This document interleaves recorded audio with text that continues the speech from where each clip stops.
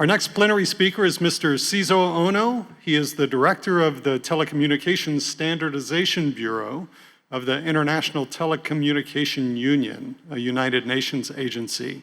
Before his election as TSB Director, he completed a 30-year career with Japanese mobile phone operator NTT Docomo. While there, he served as the Chief Standardization Strategy Officer and as a Fellow of NTT Docomo. He also served as their Chief Technology Officer and Architect and President of the subsidiary DOCOMO Technology.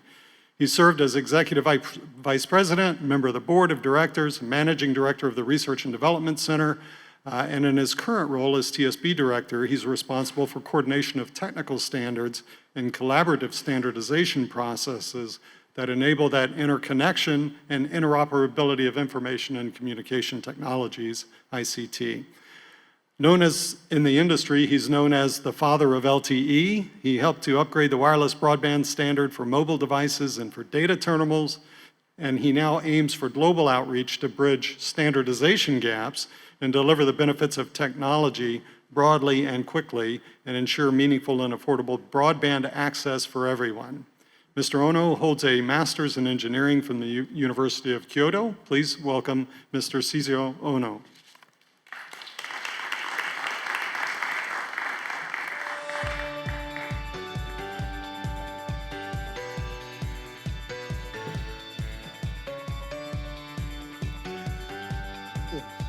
Good morning, everyone. Yes, I'm Seizo Onoe from ITU, International Telecommunication Union. But do you know ITU? Yeah? Okay, thank you. You can find the ITU flag on at the right end. That's ITU. And okay, ITU is the United Nations specialized agency for information and communication technologies. Unique feature of ITU comes from its composition of membership. We have 193 member states, the government. Also, we have over 800 companies, organizations from the private sector. Plus, more than 160 academia members from university and research institute. That's ITU. And we have set strategic goals. Two strategic goals. One is universal meaningful connectivity. Still, 2.6 billion people offline, remain offline. That means around 1/3 of global population still unconnected. We need to enable, foster the universal access to ICTs. That's the first one. Second is sustainable digital transformation. As one of the United Nations members, we need to encourage, enhance our achievement of sustainable development goals. Digital transformation helps a lot for the achievement of sustainable development goals. Then structure. We have ITU consists of 3 sectors. ITUR, radio communications, spectrum, and satellite orbit. ITUD, development, ICT development for developing countries. Then ITUT, telecommunication standardization. Then as introduced, there is a Telecommunication Standardization Bureau. I'm heading that organization, TSB. TSB is responsible for the support ITUT activities.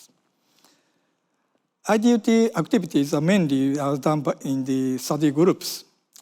Study group activities are member-driven. But we have another platform, for the open platform, focus groups. Focus groups is open to all. Everyone can join. This is a very good platform to discuss future direction of standardization. This is kind of the pre-standardization phases rather than standardization. But today we have study groups, 11 study groups. Some of the study groups are involved in the quantum-related study items. So today I'd like to introduce our activities in the context of the quantum technologies. First, I'd like to discuss the role of standardization or role of ITU. I believe that the ITU role is to ensure interoperability, quality, security, and affordability by the widespread adoption of the standards worldwide. As you can see in the chart, wide adoption of the technologies increase the market, scale of market. It results in the cost reduction. Also, some competition principle works for the cost reduction. Then cost reduction or price reduction accelerates wide adoption, wider adoption. So I like to create such virtual cycle to reach to the universal affordable services. That's ITU's role, I believe. Then there are several key fields of quantum information technologies: quantum communications, quantum computing, quantum sensing, and methodology. ITU focus on the communication first, so our main area is standardization, making a standardization for quantum communications. But as you know, the standardization activity is different depending on that technology's maturity. With this chart, the lower we go, the higher the maturity is, or the higher standardization readiness. For example, second from the bottom, interface standards. To developing interface standards. That's the stage where the technology has matured to some extent. So just one example for is also the second from the bottom, quantum key distribution. This technology is relatively mature. So we are now, ITUT, working on this for the developing interface standards. But even this, at a very early stage, it all starts with a discussion of what this standardization needed. In that sense, we come quite a long way from the early stages. That's today's ITUT activities. Then here I like to give you some example or some analogy from my experience until last year. Until last year, I worked for the mobile operator. I may look young, but I'm old enough to experience from the first generation to 1G to 5G. So actually, it was started with the 1980s. So at the time, the 1G era, there are many different standards, different systems in different countries. At the time, very no consideration on standardization. That always happens in the early stage of the technology life. Standardization is usually out of scope of their consideration to development of the systems. But over the after the several generations, it has converged into a single unified standard. Then it's a very good thing. Today, you can use your phone everywhere in the world. That's very good. In terms of the user experience, also in terms of the economics. So mobile communications, cellular system is a good example how standardization plays a great role for the people's life and the society. So even in the early stage, standardization setting it may be difficult, but in the long run, standardization plays a great role. So even at that point, some area of the quantum technology may be in the early stage of the technology life, but we need to consider standardization from the long-term perspective. That's I wanted to say with this, my experience in the past. This showed ITU took a journey for the quantum technology standards. Just a busy slide, but just to point out several points, milestones. After the proposal for the new work item of the quantum technologies, some discussion duration, then finally we started the work item for quantum technology in March 2018.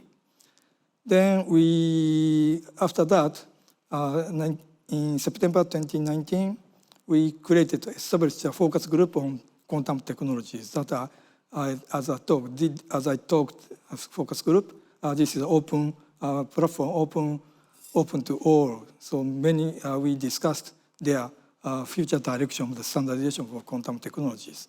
Then October 2019, the first recommendation on quantum key distribution networks is approved.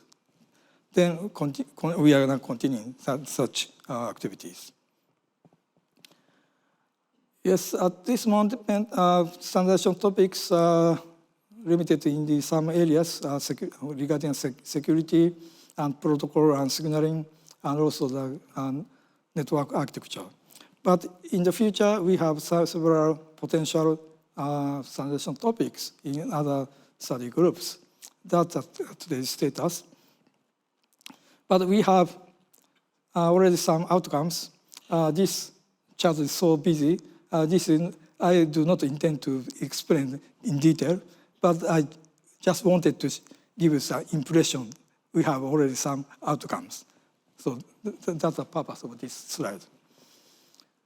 Okay, and also there are various activities, various efforts for the standardization of quantum technologies other than ITU. SIC, IEEE, many other standardization organizations are also working hard on the quantum technologies. Here I must say that cooperation between such standardization organizations is very crucial, important.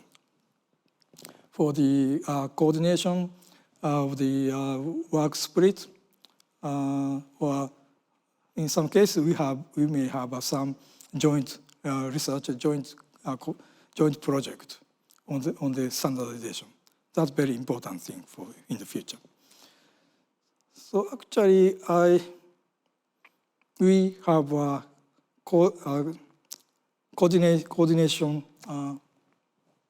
joint coordination activities on quantum key distribution networks. This function works on the some coordination within the ITUT and also the coordination with the other organizations, other standardized organizations. That I wanted to point out this chart. Then final slide. Just I have written down message very to convey my intention to you correctly. So just here I'm saying that in the early stage of the standardization, in some cases we have some difficulty to set in the standardization because there are several different positions, people, members, players gathering and discuss. It means we always facing some difficulty to setting standardization initiatives. However, as I said, taking a long-term perspective, standardization inevitably brings benefit to everyone. So it's crucial to understand each other and move forward together. ITU promote standardization, and we will take the most our strengths to reach the world.